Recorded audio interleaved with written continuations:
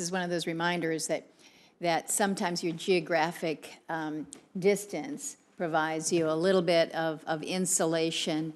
Oftentimes we feel very vulnerable and on our own with no neighbors to rely on, but when you do have a threat that could cross multiple systems, it is something where you say, okay, the attributes that, whether it's microgrid like Senator Hirono was talking about, or these very small grids that we would have, more independent grids that we have in Alaska, where you have almost greater resiliency because of how you are situated. I want to speak just a little bit before Senator Risch, do you want to hop in here? I'm going to pass. I've been chairing the Foreign Relations Committee. I'm sorry, sir. Well, we've had a fabulous discussion here this morning, so welcome. The whole issue of no regrets and a policy, no regrets action, I think is important. And in your testimony, you also kind of refer to this as a spare tire. You hope you never get that flat, but if you do, you've got it in the car and you know how to use it. You've tested it or you've checked to make sure that there's at least air in it and you got a jack in there, so you're ready to go. So you're moving to this place where you do have greater comfort in the sense that there's a diversification of fuel sources. You are doing more when it comes to the testing, the training, which is all important. But it seems to me pretty clear the threats that are out there, as you said, Mr. Yardley, they are here, they are now. And so I wonder if we are at that place where we need to help expedite this no action, or excuse me, no regrets action plan a little bit more quickly.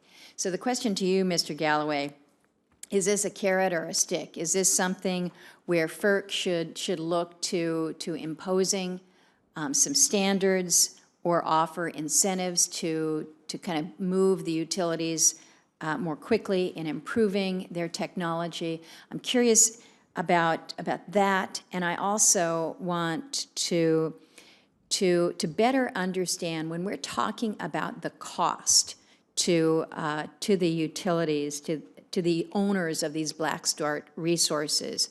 We've talked a little bit about the cost, the carrying cost, if you will, to have this standby service available.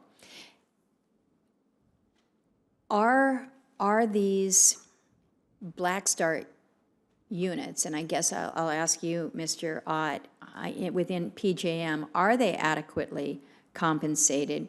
And what really is the cost of keeping this on kind of a hot standby, if you will?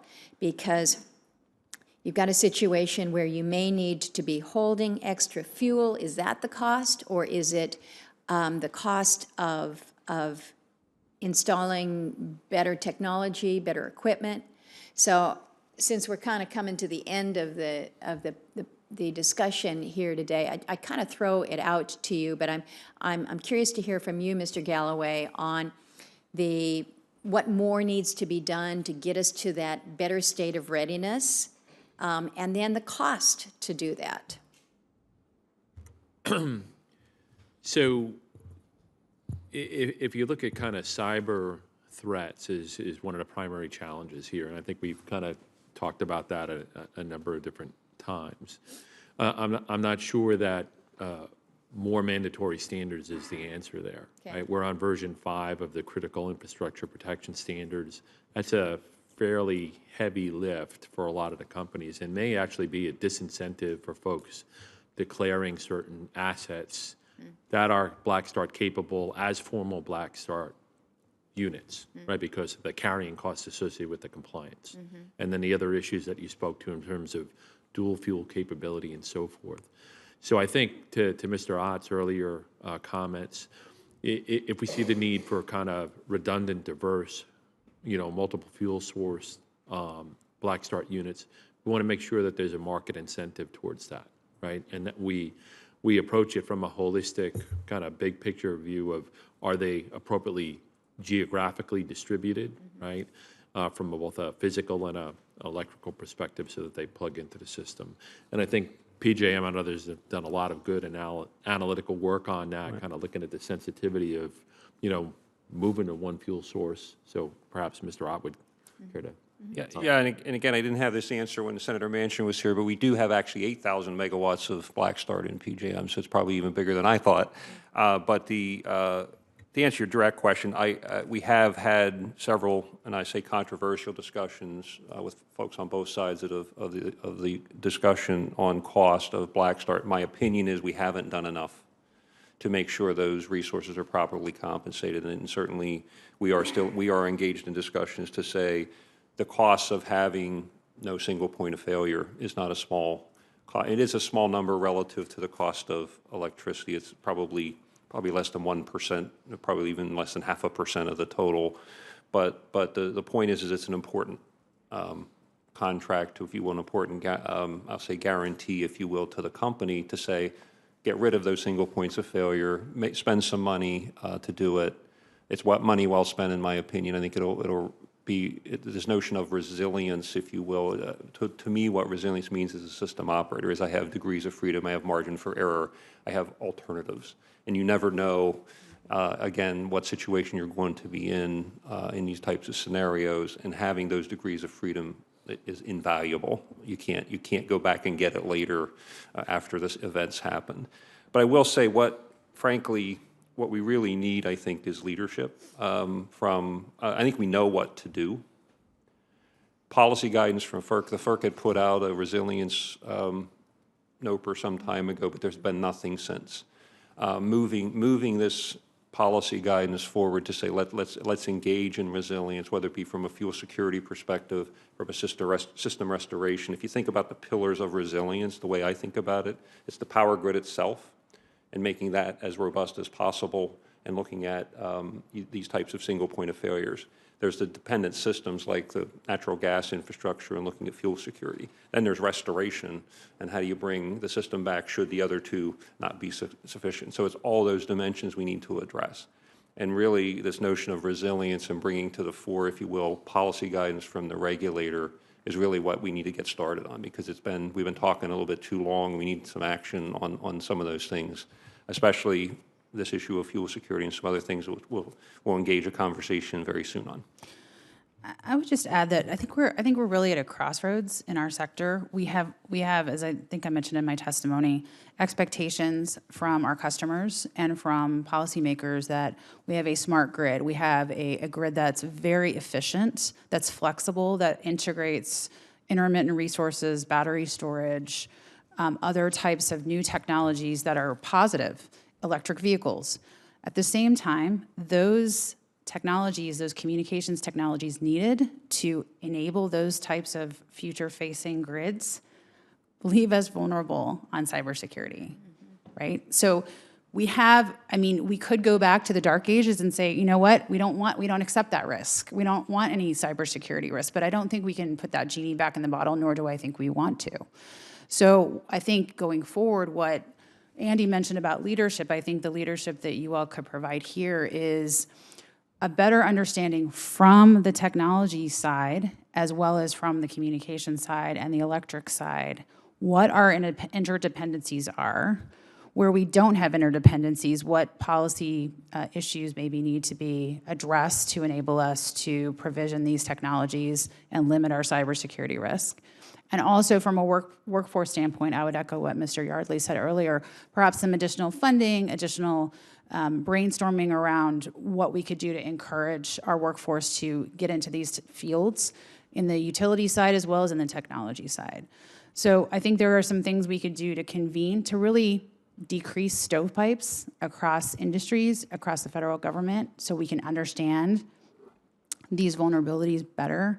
I think is a good place to start in this crossroads time. So you had suggested earlier that you believed that the FERC and the FCC needed to be coming together for these discussions. Does anybody know if that's ever happened? Again, I think maybe there's informal discussions that occur between the two agencies, but to my knowledge, there's no formal venue for those discussions, at least in recent memory. Senator Murkowski, if I may. Yes. Pulling on the thread of resiliency, we've talked a lot about fuel security, but echoing my statements earlier, cybersecurity is only one aspect of cyber resiliency. In our Blackstart plans, we have that same issue. Even if you have multiple fuel sources that are able to provide fuel to a given generation, you have that fuel security. You can't operate those generators unless you, A, have the people that are skilled to operate it, and B, can rely on the technology, the control systems that are operating that grid to function the way that they're supposed to run that generator, to deliver that power where it needs to go, et cetera. And that's also on the other side of it, too. One thing that we have not touched on in Blackstart is the delicate balance between the amount of power you generate and where that power goes. So you have to have loads that balance out the amount of generation. And that's also another attack vector. If somebody takes out large amounts of loads that are there, that throws that out of balance, and you can have your crank path collapse. Colleagues, any further questions or comments?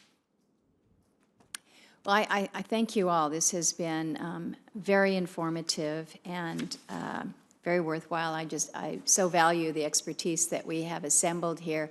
I might close with just a little bit of a shout out to Alaska. Senator King just mentioned, who would have thought that it would actually be an advantage not to be on the broader grid. But it does require a level of innovation in a place like Alaska. We were quite pleased in May to be able to host a National Lab Day up at the University of Alaska Fairbanks. We had every one of our national labs represented there, so many of the directors.